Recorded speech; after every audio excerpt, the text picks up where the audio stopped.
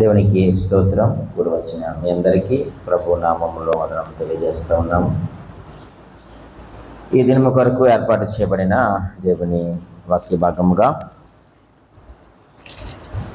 యాకోబు రాసిన పత్రిక 5వ అధ్యాయము 7-8 వచనములను మనము చదువుకుందామండి. 5వ అధ్యాయము 7-8 వచనముల్లో ఇలాగూ రాయబడి ఉంది: సహోదరులారా, ప్రభువు రాకడ వరకు ఓపిక కలిగిండుడి. చూడుడి, వ్యవసాయకుడు తొలకరి వర్షమును కడవరి వర్షమును సమకూడు వరకు విలువైన భూఫలము నిమిత్తము ఓపికతో కాచుకొనుచు దాని కొరకు కనిపెట్టును కదా. ప్రభువు రాక సమీపించుచున్నది గనుక మీరును ఓపిక కలిగి ఇండుడి, మీ హృదయములను స్థిరపరచుకొనుడి. దేవుడు తన పరిశుద్ధ వాక్యమును మన వినికిడిలో దీవించును గాక. ఆమేన్. ప్రభువునందు ప్రియమైన దేవుని సంగమా, చదివిన వాక్య భాగంలో నుంచి కొన్ని విషయాలు మనము ఆలోచన చేద్దాము. ఈ వచనాల్లో మనకు ప్రాముఖ్యముగా కనిపిస్తున్నటువంటి ఒక అంశం ఏమిటి అని అంటే, ప్రభువు రాకడ కొరకు మాట్లాడుతూ ఉన్నాడు. ప్రభువు రాకడ సమీపముగా ఉన్నది. మీరు ఎలా ఉండాలట? ఓపిక కలిగి ఉండండి. 7వ వచనంలో అదే మాట తెలియజేస్తూ ఉన్నాడు. ప్రభువు రాకడ వరకు ఓపిక కలిగి ఉండండి. ఎలాగ ఓపిక కలిగి ఉండాలి అంటూ అక్కడ ఒక మంచి ఉదాహరణ మన ముందు ఇచ్చాడు. అక్కడ ఒక వ్యక్తిని లేక ఒక సందర్భాన్ని మనకు జ్ఞాపకం చేస్తూ ఉన్నాడు. చూడండి, ఎవరి కొరకు చూడమంటున్నాడంటే, వ్యవసాయం చేసేవారి కొరకు మీరు ఒకసారి చూడండి. వ్యవసాయం చేసేవారు ఎప్పుడు తొలకరి వర్షం వస్తుందా అని ఎదురు చూస్తాడు.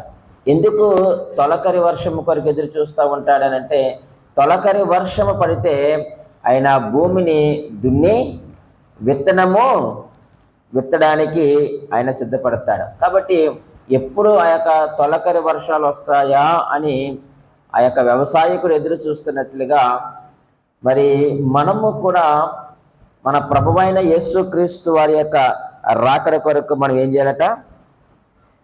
ఓపికగా ఎదురు చూడాలి. 8వ వచనంలో కూడా ఆయన అదే మాట రాస్తూ ఉన్నాడు. ప్రభు రాకడ సమీపించుచున్నది గనుక మీరును ఓపిక కలిగి ఉండండి. అంటే ఆయన యొక్క రాకడ కొరకు మనము ఓపిక కలిగి ఉండడం అంటే ఏమిటో మనం ఆలోచన చేయవలసిన అవసరత ఉంది. ఎలాంటి మనము ఓపిక కలిగి ఉండాలి? ఈ లోకంలో జీవిస్తున్నటువంటి మనము ప్రభువైన యేసుక్రీస్తు వారి నందు విశ్వాసం ఉంచిన మనం ఎప్పుడూ కూడా ఒక ప్రత్యేకమైనటువంటి జీవితాన్ని జీవించవలసిన వారమే.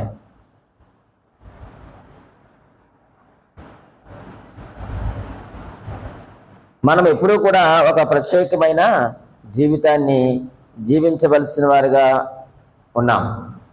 అయితే చూద్దాం, మనం ఎలాగా ఓపిక కలిగి ఉండాలి?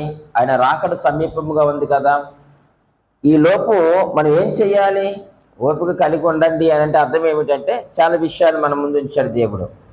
చూద్దాం మనము కొన్ని విషయాలు. మనము ప్రభు వచ్చే వరకు ఏం చెయ్యాలి, లేక ఏ విధమైనటువంటి ఓపిక కలిగి ఉండాలి అని అంటే, చూడండి, యోహాను సువార్త 21వ అధ్యాయము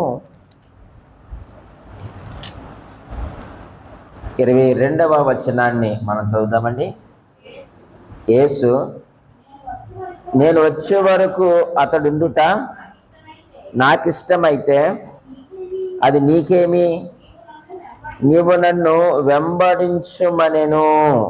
ఇక్కడ మనం ఆలోచన చేస్తే, ప్రభు వచ్చే వరకు మనం ఏమి చేయాలి అంటే ఓపికగా ఎదురు చూడడం అంటే ఇక్కడ తెలియజేస్తున్న 22వ వచనంలో ప్రభువుని మనం ఏం చేయాలట? వెంబడించాలి. నీవు నన్ను వెంబడించు, నీవు నన్ను వెంబడించు. ఈ యొక్క నేను వచ్చేంత వరకు కూడా నువ్వు నన్ను ఏం చేయాలా? వెంబడించాలి. అది ఓపికతో ఉండడం అంటే ప్రభువుని వెంబడించాలి మనము. నువ్వు ఎవరి జీవితాన్ని గురించి నువ్వు ఆలోచించుకో. యేసుక్రీస్తు వారు ఆ పై వచనములో మాట్లాడుతూ పేతురు గారు మాట్లాడుతూ చూడండి 20వ వచనంలో ఇలాగ రాయబడి ఉంది. పేతురు వెనుకకు తిరిగి యేసు ప్రేమించిన వాడును భోజన పంక్తిని ఆయన రొమ్మును ఆనుకొని, ప్రభువా నేను అప్పగించేవాడు ఎవడని అడిగిన వాడనైన శిష్యుడు చూచెను. పేతురు అతను చూచి ప్రభువా యేసుని అడిగాను. చూడండి, అంటే ఎందుకు అడిగాడు అంటే పై వచనాలు మనం చూస్తూ ఉన్నప్పుడు పేతురు గారితో యేసుక్రీస్తు వారు మాట్లాడుతూ నా గొర్రెలను మేపమన్నాడు, తర్వాత కాయమన్నాడు, మరలా మేపమన్నాడు. 16వ వచనం ఏమంటే నువ్వు ఎవరుడై ఉన్నప్పుడు నీ అంతటి నీవే నడుము కట్టుకొని నీకు ఇష్టమైన చోటుకు వెళుచుంటివి. నీవు ముసలివాడవైనప్పుడు నీ చేతులు నువ్వు చాచుదువు, వేరొకడు నీ నడుము కట్టి నీకు ఇష్టము కాని చోటుకి నిన్ను మోసుకొని పోనని నిశ్చయముగా నీతో చెప్పుచున్నానని అతనితో చెప్పాడు.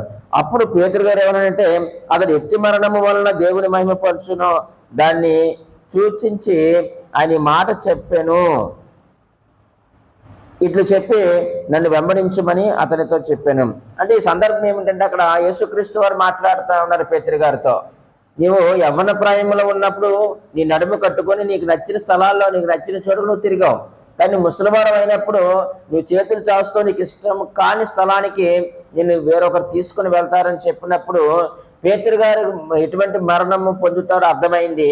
కానీ వెంటనే తనతో ఉన్నటువంటి యోహాను గురించి కూడా ఆలోచన చేస్తూ ఉన్నారు. అక్కడ చేస్తా ఉన్నప్పుడు యేసుక్రీస్తు వారు అంటున్నారు అతడు నేను వచ్చే వరకు ఉండుట నాకు ఇష్టమైతే నీకు ఎందుకు అదంతా, కానీ నువ్వేం చేయాలి, నన్ను వెంబడించు.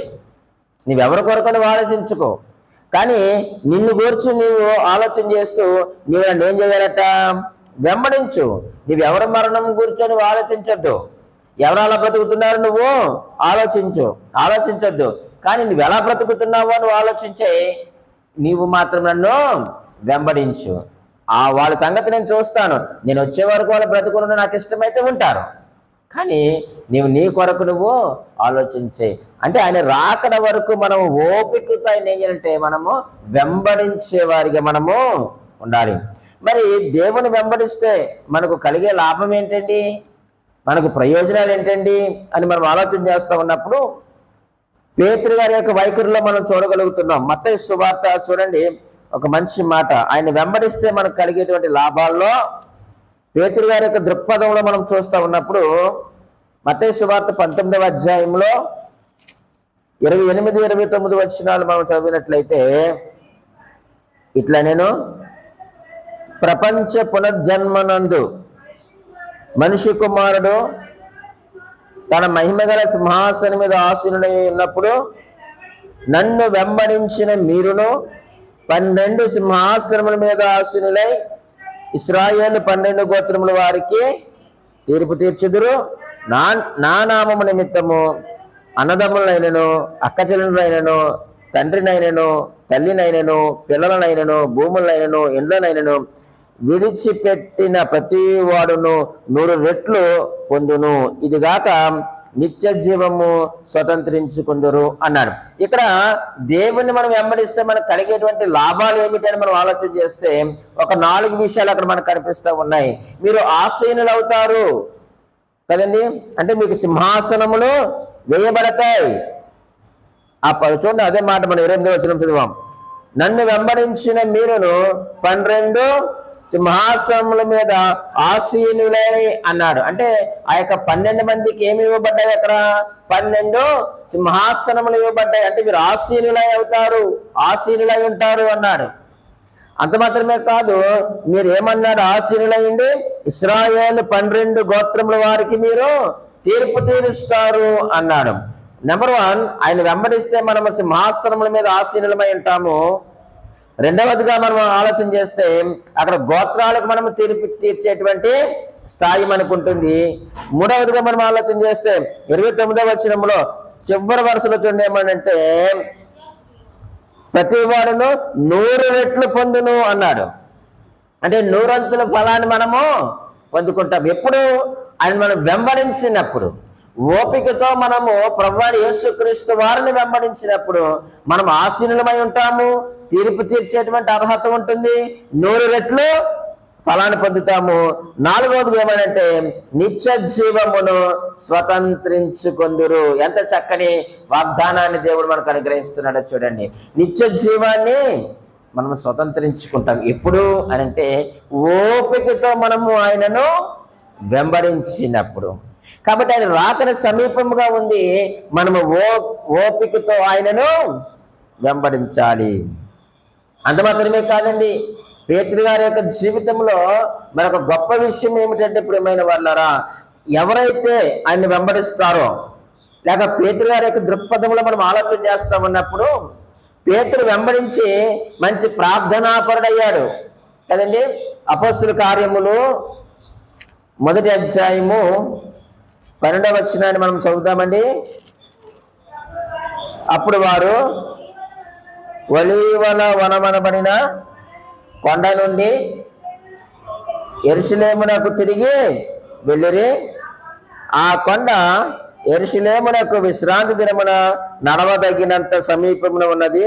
వారు పట్టణంలో ప్రవేశించి తమ బస చేయుచుండిన మేడగదిలోనికి ఎక్కిపోయిరి. వారు ఎవరనగా చెప్పండి, పేతురు. చాలండి. అంటే చాలా మంది శిష్యులు మనకు కనిపిస్తూ ఉన్నారు. అంటే ఎప్పుడైతే యేసుక్రీస్తుని వెంబడించారో పేతురు గారు ఏమైపోయారు చెప్పండి, ఇప్పుడైనా ప్రార్థనాపరుడైపోయారు. వీరందరూ కూడా ప్రార్థన చేస్తున్నారు. అక్కడ ఎంతమంది ఉన్నారంట? 120 మంది. 15వ వచనంలో 14వ వచనంలో అంటున్నాడు, వీరందరూ వీరితో కూడా కొందరు స్త్రీలను యేసు తల్లి అని మరియు ఆయన సహోదరులను ఏకమనిస్తూ ఎడతగక వారు ఏం చేస్తున్నారట? ప్రార్థన చేస్తున్నారు. అంటే యేసుక్రీస్తు వారిని ఓపికతో వెంబడించేవారు ఎవరైనా సరే గాని వారు ప్రార్థనాపరులుగా మార్చబడతారు. పేతురు గారు వెంబడించారు కాబట్టి ఆయన ప్రార్థనాపరుడుగా ఏం చెప్పాడు చెప్పండి? మార్చబడ్డాడండి. అంత మాత్రమే కాదండి, మనము ఆ యొక్క 2వ అధ్యాయంలో మనం చూస్తూ ఉన్నప్పుడు పేతురు ఆత్మపూర్ణుడుగా మనకు కనిపిస్తూ ఉన్నాడు. ఎలా కనిపిస్తున్నాడు? ఆయన ఆత్మపూర్ణుడుగా మనకు కనిపిస్తూ ఉన్నాడు. ఎంత గొప్ప ధన్యత ప్రియమైన వారులారా, ఎంత గొప్ప ధన్యత. ఆ 2వ అధ్యాయంలో ఎవరు ప్రసంగం చేస్తున్నారంటే పేతురు గారు ప్రసంగం చేస్తున్నారు. అంటే ఎవరైతే ఓపికతో యేసుక్రీస్తుని వెంబడిస్తారో వారు ప్రార్థనాపరుల గుంపులో ఉంటారు. అంత మాత్రమే కాదు, వారు ఆత్మపూర్ణులుగా కనిపిస్తారు. తర్వాత మనం ఆలోచన చేస్తే ఎవరైతే యేసుక్రీస్తుని ఓపికతో వెంబడిస్తారో వారు మంచి ప్రసంగికులుగా వాడబడతారు. ఎలా వాడబడతారండి? ప్రసంగికులుగా. ఈ 2వ అధ్యాయంలో ఉన్న సందర్భం అదే. ఈ 2వ అధ్యాయంలో ఆయన నోరు తెరిచి ప్రకటన చేస్తూ ఉన్నాడు. ఆయన ప్రసంగించాడు. ఆయన ఆ పెంతెకోస్తు దినం ఉన్నాడు. అంత మాత్రమే కాదు, మనం ఆలోచన చేస్తే ఎవరైతే యేసుక్రీస్తుని వెంబడిస్తారో వాళ్ళు ఆత్మల సంపాదికులుగా మారిపోతారు. ఓపికతో ఎవరైతే యేసుక్రీస్తుని వెంబడిస్తారో వారందరూ కూడా ప్రియమైన వాళ్ళరా ఆత్మల సంపాదికులుగా మారిపోతారు. పేతురు గారు ఆయన ప్రసంగం చేసిన తర్వాత ఎంతమంది మారారని ఇంచుమించుగా 3000 మంది చేర్చబడిరని 2వ అధ్యాయం 41వ వచనంలో మనం చూస్తూ ఉంటున్నాం. అంటే ఆయన రాకడ సమీపంగా ఉంది. ఎవరైతే ఓపికతో ఆయన వెంబడిస్తారో ఆ వెంబడించే వారికి దేవుడు గొప్ప ఆధిక్యతలు ఇచ్చాడు. మత్తయి సువార్తలో ఇచ్చాడు, అలాగే మనం చదివిన అపోస్తుల కార్యముల్లో కూడా ఇచ్చాడు. ఆ యొక్క మత్తయి సువార్తలో మనం చూస్తూ ఉన్నప్పుడు అదంతా కూడా పరలోక సంబంధమైనటువంటి ఆశీర్వాదంగా మనకు కనబడతా ఉంది. ఈ యొక్క 2వ అధ్యాయంలో మనం చూస్తూ ఉన్నప్పుడు భూమి పైన ఆయన చేసినటువంటి సేవ మనకు కనిపిస్తూ ఉంది. ఆయన ప్రార్థనా పరుల గుంపులో ఉన్నాడు. ఆయన ఆత్మపూర్ణుడిగా కనబడుతున్నాడు. ఆయన మంచి ప్రసంగికుడిగా ఉన్నాడు. ఆయన ఆత్మల సంపాదికుడిగా ఉన్నాడు. ఇక్కడ మనకి ఏమర్థమవుతుందంటే ఎవరైతే ప్రభువు యేసుక్రీస్తు వారిని ఓపికతో వెంబడిస్తారో వారు అంచెలంచెలుగా దేవుని యొక్క సేవలో వాడబడతారు. ఈరోజు నీవు ఆయన యొక్క సేవలో నీవు నేను వాడబడాలి, మన కుటుంబం వాడబడాలి అని అంటే ఖచ్చితంగా మన ఓపికతో ప్రభువు యేసుక్రీస్తు వారిని ఏం చేయాలి చెప్పండి? వెంబడించే వారిగా మనం ఉండాలి. అప్పుడు మనము ఇటు పరలోకములోను అటు భూమి మీద కూడా మనం ఏం చేయబడతాం? ఆశీర్వదించాలి, లేక వాడబడతాం. దేవుని యొక్క సేవలో దేవుని యొక్క పరిచర్యలో మనము వాడబడతాం. ఆ స్థాయి మనకి రావాలంటే ఆయన మన ఓపికతో వెంబడించాలి. రెండవదిగా మనం ఆలోచన చేద్దాం. రండి, రెండవదిగా మనం ఆలోచన చేస్తే లూకా సువార్త 19వ అధ్యాయము 13వ వచనాన్ని చదువుదామండి. తన దాసులను 10 మందిని పిలిచి వారికి 10 మీనాలు ఇచ్చి నేను వచ్చే వరకు వ్యాపారము చేయడని వారితో చెప్పాను. రెండవదిగా మనం ఏం చెయ్యాలి అనంటే ఆయన రాకడ వరకు ఓపికతో మనము వ్యాపారం చేయాలి. మీరు అడగచ్చు, పాస్టర్ గారు మరి మేమే వ్యాపారం చేయాలండి, ఏ వ్యాపారం చేస్తే బాగుంటుందండి అని సలహాలు అడగండి నన్ను. ఏ వ్యాపారం చేయాలి అంటే ఇక్కడ మనం ఆత్మీయ అర్థాన్ని మనం తీసుకుంటే దేవుడు మనకిచ్చినటువంటి వరములు, మీనాలు అంటే వరములు. వారికి వ్యాపారం చేయడం మీనాలు ఇచ్చాడు. ఈరోజు మనకి ఏమి ఇచ్చాడు? ప్రభుని వెంబడించిన వరములు ఇచ్చాడు దేవుడు. అంటే దేవుడు మనకిచ్చినటువంటి వరములు ఏవైతే ఉన్నాయో, దేవుడు మనకిచ్చినటువంటి సదుపాయాలు ఏవైతే ఉన్నాయో, దేవుడు మనకిచ్చినటువంటి సౌకర్యాలు ఏవైతే ఉన్నాయో, వాటన్నిటిని బట్టి మనం ఏం చేయాలంటే ఉపకారము చేయాలి.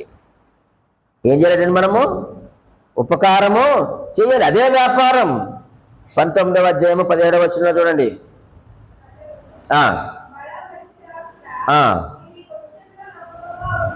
గనుక 10 పట్టణముల మీద అధికారమై ఉండమని వారితో చెప్పాను. నీకు దేవుడు ఇచ్చినటువంటి ఆ యొక్క వరములు ఏవైతే ఉన్నాయో, సదుపాయాలు ఏదైతే ఉన్నాయో, అలాగే సౌకర్యాలు ఏవైతే ఉన్నాయో వాటిని ఉపయోగించుకోవాలి. అదే వ్యాపారం చేయడం అంటే. అక్కడ 10 మందిని పిలిచి చక్కగా వారికి కొన్ని మీనాలు ఇచ్చాడు, ఒకరికి 5 ఇచ్చాడు. అలా ఒక్కొక్కరికి అక్కడ మనం ఇచ్చేట్లు మనం చూస్తూ ఉన్నాం. మొదటి వాడు ఆ 5తో ఏం చేశాడు? 5కి 5 చేశాడు కదండి. వాడికి ఇచ్చిన 5 మీనాలను వాడు ఏం చేశాడు? మరలా ఇంకొక 5 చేశాడు. అలాగే రెండో వాడు కూడా చూడండి, మనము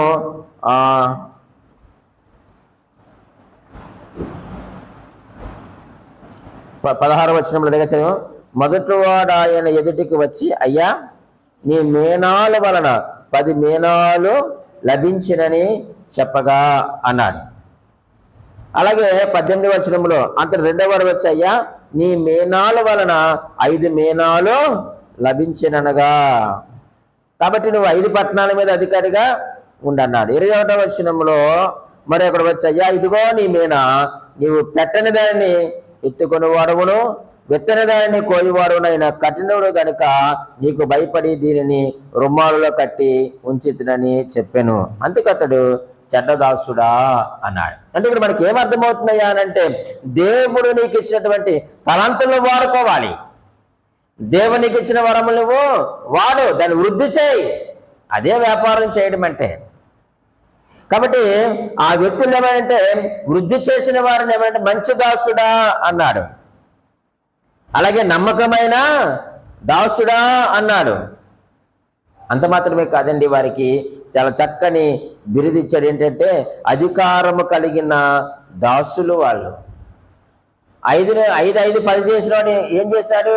10 పట్టణముల మీద అధికారిని చేశాడు. నువ్వెప్పుడైతే దేవుడు నీకు ఇచ్చిన వరములను వాడుకుంటావో, వాటి ద్వారా నీవు అభివృద్ధి చెందుతావో, దేవుడు ఏం చేస్తాడు చెప్పన్నాడా? మనల్ని బట్టి ఆయన సంతోషిస్తాడు. సంతోషించి ఏం చేస్తాడు అంటే గొప్ప అధికారాన్ని దేవుడు మనకిస్తాడు. ఒకవేళ చేయకుండా దేవుడు మనకిచ్చిన తలంతులు, అది ప్రార్థన కావచ్చు, వాక్యం ప్రకటించేటువంటి తలంతు కావచ్చు, దేవుని మందిరంలో పనిచేసే తలంతు కావచ్చు, పాటలు పాడే తలంతు కావచ్చు, వాయిద్యములు వాయించే తలంతు కావచ్చు, మనకు ఉన్నటువంటి తలంతులు మనం వాడకపోతే దేవుడు మంచి దాసుడా మంచి దాసుడా అని ఎలాగంటాడు? అందుకదండి మనకి వాక్యం చెప్పడం వచ్చు, కానీ వాక్యం చెప్పడానికి ఇష్టపడకపోతే దేవుడిని అభినందిస్తారా? అభినందించడు కదా. అలాగే పాటలు పాడేటువంటి ఆ యొక్క స్వరము దేవునికి ఇచ్చాడు, కానీ నువ్వు పాటలు పాడను అంటే దేవుడు మంచి దాసురాలా లేక మంచి దాసురా అని అంటాడా? అండ కదా. మరి ఎందుకు ఇచ్చాడు దేవుడు నీకు ఆ వరము? ఎందుకు ఇచ్చా నీకు ఆ తలంతు అంటే నువ్వు వాడతావని, దాని ద్వారా అనేకులను ప్రభు దగ్గర నడిపిస్తావని తద్వారా నీవు దేవుని నుంచి అభినందనలు పొందుతావని, లేక దేవుని యొక్క ఆశీర్వాదాన్ని పొందుతావని దేవునికి వరాలు ఇచ్చాడు. ఎందుకు ఇచ్చాడంటే నువ్వు చేయగలవు కాబట్టి ఇచ్చాడు దేవుడు వరం. అంతే కదండి, నువ్వు ఆ పని చేయగలవు కాబట్టే దేవునికి ఇచ్చాడు. చేయలేకపోతే ఇస్తాడా దేవుడు? ఇవ్వడు కదా.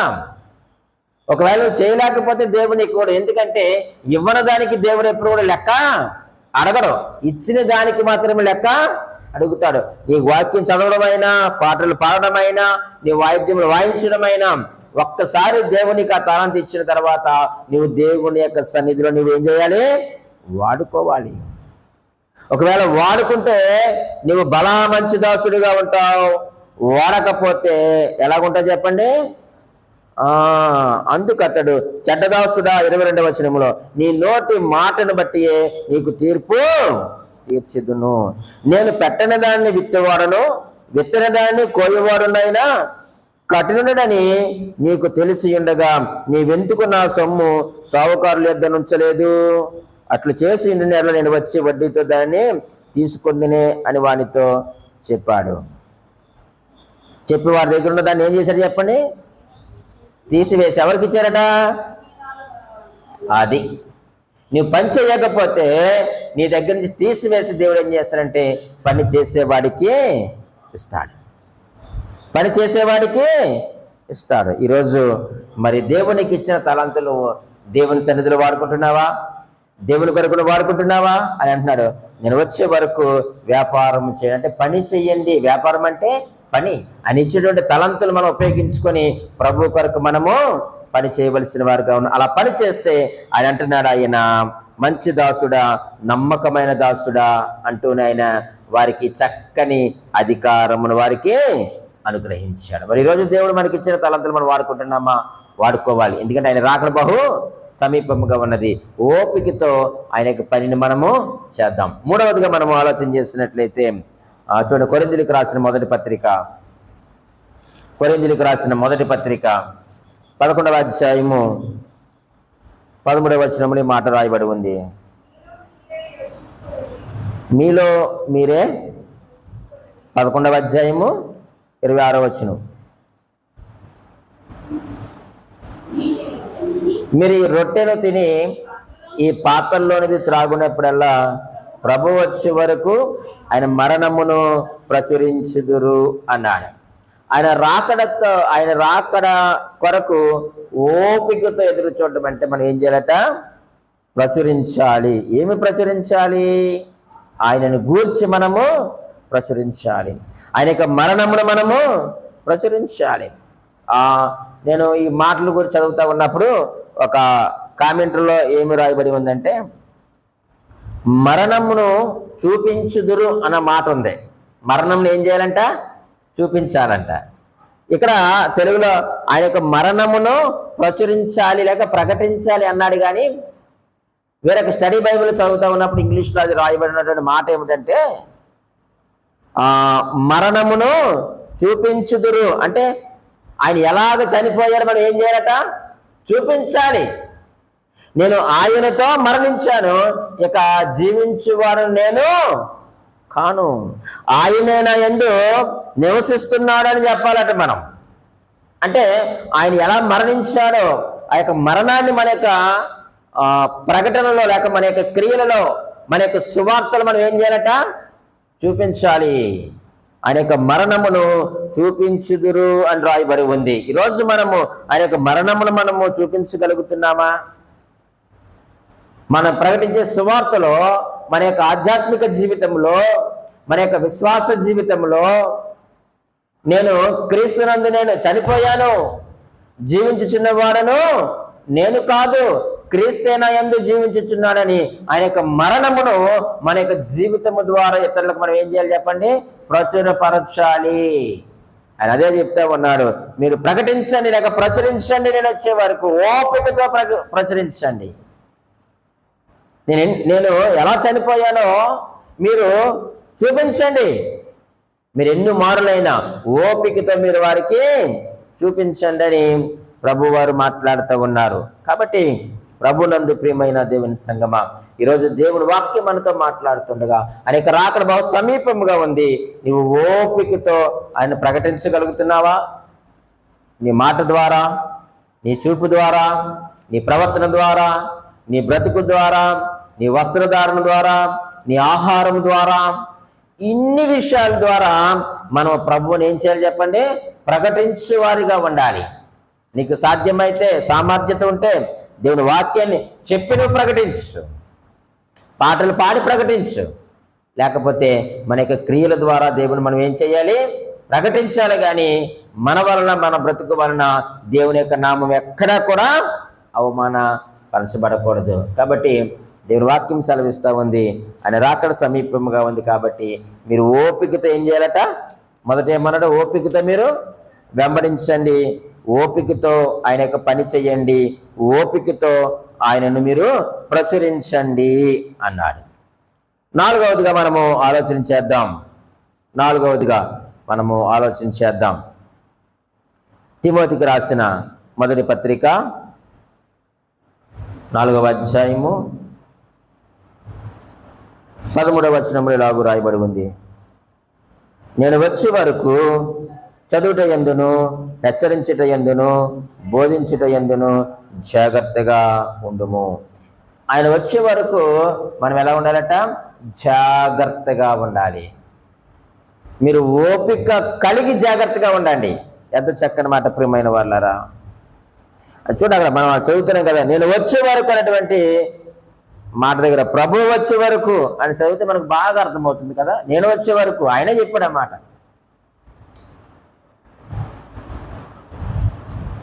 పౌలు గారు తిమోతికి అన్నాడు నేను వచ్చే వరకు అని చెప్తా ఉన్నాడు. కానీ ఆ నేను అనేటువంటి చోట ప్రభు వచ్చే వరకు అని చదివితే ఎంత చక్కగా అర్థమవుతుంది ప్రియమైన వాళ్ళరా.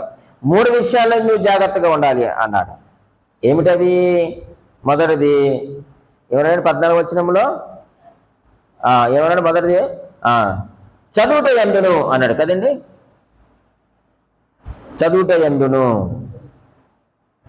తర్వాత హెచ్చరించుట, బోధించుట.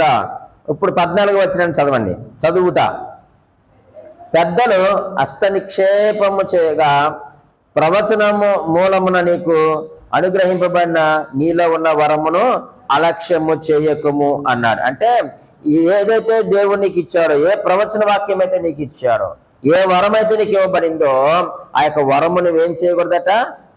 అలక్ష్యము చేయకూడదు. నువ్వు లక్ష్య పెట్టు. కాబట్టి నువ్వు బాగా చదువు దేవునికి ఇచ్చిన యొక్క ప్రవచన వాక్యాన్ని, దేవుని యొక్క వాక్యాన్ని, నీకు అనుగ్రహింపబడినటువంటి నీలో ఉన్నటువంటి యొక్క వరమును నీవు నిర్లక్ష్యము చెయ్యొద్దు, లేక అలక్ష్యము నీవు చెయ్యకు అన్నాడు. రెండవదిగా హెచ్చరించుట అన్నాడు. 15వ వచనాన్ని చదవండి.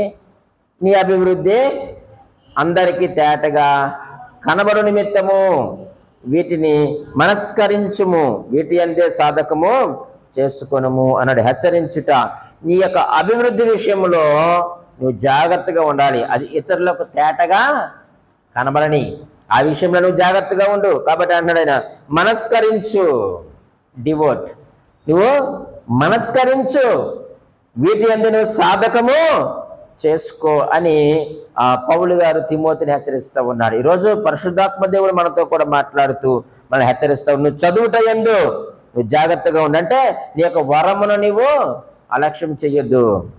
నువ్వు హెచ్చరించుట యందు జాగ్రత్తగా ఉండు. నీకు ఏదైతే చెప్పబడిందో వాటన్నిటి యందు నువ్వు మనస్కరించుకో, నీ యొక్క మనసులో వాటిని ఉంచుకో. బోధించుట యందు అన్నాడు. 16వ వచనాన్ని చదవండి. నిన్ను గూర్చియు నీ బోధను గూర్చియు జాగ్రత్త కలిగి ఉండుము, వీటిలో నిలకడగా ఉండుము. నువ్వు బోధించడమే కాదు, బోధించిన తర్వాత అందులో ఎలా ఉండాలి? నిలకడగా ఉండుము. నీవిలాగు చేసి నిన్నును నీ బోధ విని వారిని రక్షించుకుందువు. చూసారా, జాగ్రత్తగా ఉండడం వల్ల ఎన్నో ప్రయోజనాలు ప్రియమైన వాళ్ళారా. జాగ్రత్తగా ఉండడం వల్ల ఎన్నో ప్రయోజనాలు. మనము జాగ్రత్తగా ఉండడమే కాదు, మనం బోధించిన తర్వాత ఆ బోధలో నిలకడగా ఉండటం ద్వారా ఎవరైతే దేవుని యొక్క బోధన వింటున్నారో వారందరూ కూడా ఏం చేయబడతారంట? రక్షించబడతారు అన్నాడు. నువ్వు ఇలాగూ చేసి నిన్నును నీ బోధ విని వారిని కూడా నువ్వేం చేస్తావు, నువ్వు రక్షించుకుంటావు. కాబట్టి నువ్వు జాగ్రత్తగా ఉండు, నువ్వు చాలా జాగ్రత్తగా ఉండాలి అని దేవుని వాక్యం మనకు సెలవిస్తూ ఉంది. చూడండి, ఒకవేళ మనం రోడ్డు మీద వెళ్ళే ఒక సమయంలో మనము జాగ్రత్తగా వెళ్ళకపోతే ఏం జరుగుతుంది? యాక్సిడెంట్, అంతే కదా. మన రోడ్డు దాటేటప్పుడు మనం రెండు వైపులా కూడా చూసుకొని రోడ్డు దాటాలి, అది జాగ్రత్త. ఒకవేళ అజాగ్రత్తగా మనం రోడ్డు దాటే ప్రయత్నం చేస్తే ప్రమాదము జరుగుతుంది. అలాగే ఆత్మీయ జీవితంలో మనం జాగ్రత్తగా ఉండకపోతే మనం ఏమైపోతామంటే చచ్చుబడిపోతాము. నీకు ఆధ్యాత్మిక జీవితంలో మనము జాగ్రత్తగా ఉండకపోతే మనము చచ్చుబడిపోయేటువంటి ప్రమాదము ఉంది. కాబట్టి అంటున్నాడు, మీరు జాగ్రత్తగా ఉండండి. ఒక భక్తుడు అంటాడు కదా, నేను ఊరకుండి తుప్పు పట్టడం కంటే వాడబడి అరిగిపోవడమే మేలు అంటాడు. ఊరకుంటే ఏమవుతుంది? ఏదైనా ఒక కత్తిని కొన్నామండి, అది వాడకుండా ఇంట్లో పెట్టుకోనుకోండి, ఏమో చెప్పండి, అది తుప్పు పడుతుంది. దాన్ని ప్రతిరోజు మనం ఉపయోగించామనుకోండి, తుప్పు పడుతుందా? పట్టదు. అది ఉపయోగించే కొలది అది పదునెక్కుతుంది, ఇంకా ఇంకా బాగా పనిచేస్తుంది. కాబట్టి మనం ఊరకుండి తుప్పు పట్టుడి కంటే వాడబడి ఏమైపోవాలి? మనము అరిగిపోయే వారిగా మనము ఉండాలి. కాబట్టి మనము ప్రతిదీ సాధన చేయాలి. సాధన చేస్తే ఏదైనా సాధ్యమవుతుంది. కానీ ఈరోజు మనకు సాధన చేయడం రావడం లేదు, సాధనం చేసేవారిగా మనం ఉండాలి. కాబట్టి అన్నాడు, నేను వచ్చే వరకు మీరు జాగ్రత్తగా ఉండండి. నాలుగవదిగా మనం ఆలోచన చేస్తే చూడండి, ప్రకటన గ్రంథము 2వ అధ్యాయము 25వ వచనంలో ఈ మాట రాయబడి ఉంది, నేను వచ్చే వరకు మీకు కలిగి ఉన్న దానిని గట్టిగా పట్టుకొనుడి అన్నాడు. గట్టిగా పట్టుకోండి, నా రాకడ బహు సమీపంగా ఉన్నది. కాబట్టి మీరు కలిగి ఉన్నదాన్ని ఏం చేయాలట? గట్టిగా పట్టుకోండి. ఏ సంఘానికి రాస్తున్నాడు ఆయన? అది తుయతైర సంఘముతో ప్రభువు చెప్పినటువంటి మాట అది. కలిగి ఉన్న దాన్ని గట్టిగా పట్టుకోండి. 2:27 26 నుంచి చదువుతానండి, చదవండి. 26 కూడా చదవండి. నేను నా తండ్రి వలన అధికారము పొందినట్టు జయించుచు అంతము వరకు నా క్రియలు జాగ్రత్తగా చేయడానికి జనుల మీద అధికారం ఇచ్చేదను. అతడు ఇనుప దండముతో వారిని ఏలును. వారు కుమ్మరవాణి పాత్రల వలె పగలగొట్టబడుదురు. మరియు అతనికి వేకువ చుక్కను ఇచ్చేదను అన్నాడండి. ఎంత చక్కని మాట అండి. నేను నీకు ఇచ్చిన దాన్ని ఏం చేయట? గట్టిగా పట్టుకో. గట్టిగా పట్టుకుంటే ఆయన ఏమిస్తాడు? 2 విషయాలు అక్కడ తెలియజేశాడు. మొదటిది అధికారం ఇస్తానన్నాడండి కదండి. 26లో నేను నా తండ్రి వలన అధికారం పొందినట్లు జయించుచు అంతము వరకు నా క్రియలు జాగ్రత్తగా చేయడానికి జనుల మీద ఏమిస్తాడట? అధికారము ఇచ్చేదను అన్నాడు. ఈరోజు మనము ప్రభు మనకు ఇచ్చినటువంటి దానిని మనం ఏం చేయాలంటే గట్టిగా పట్టుకోవాలి. నీ విశ్వాసమును గట్టిగా పట్టుకో, నీ యొక్క పరిశుద్ధతను నువ్వు గట్టిగా పట్టుకో, నీ మారు మనసును గట్టిగా పట్టుకో, దేవునికి ఇచ్చిన వరములను, దేవునికి ఇచ్చిన ప్రవచనములను, దేవునికి ఇచ్చిన సౌకర్యములు అన్నిటిని కూడా నువ్వేం చేయాలి? గట్టిగా పట్టుకో. ప్రభు రాకడ సమీపంగా ఉంది. ఆయన రాకడలో ఆయన వచ్చిన తర్వాత మనకు దేవుడు అధికారం